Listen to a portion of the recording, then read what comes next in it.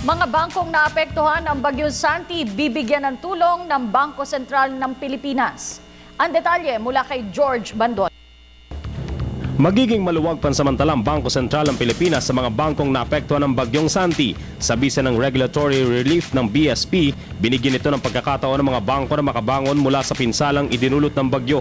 Sa pagkakataon ding ito, mabibigyan din ng pagkakataon ng mga bangko na maging maluwag sa kanilang mga customer. Sa bisa ng regulatory relief, hindi papatawan ng karagdagang interes o pupwersahing masingil ang mga customer na may pagkakautang sa bangko. Pansamantala ring magkakaroon ng moratorium sa kanilang bayarin ng mga bangko o kooperatibang may pagkakautang sa Bangko Sentral.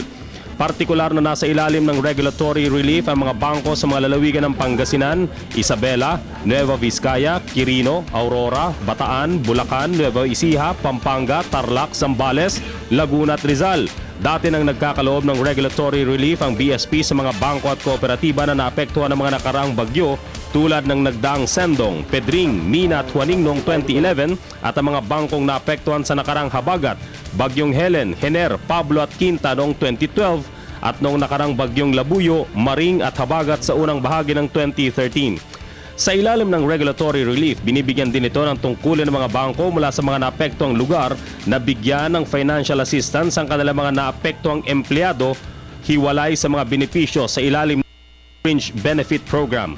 Inaasahan ang pagbibigay din ng Bangko Sentral ng regulatory relief sa mga bangkong naapektuhan naman ng lindol sa Bohol at Cebu. Para sa Telebisyon ng Bayan, George Bandola.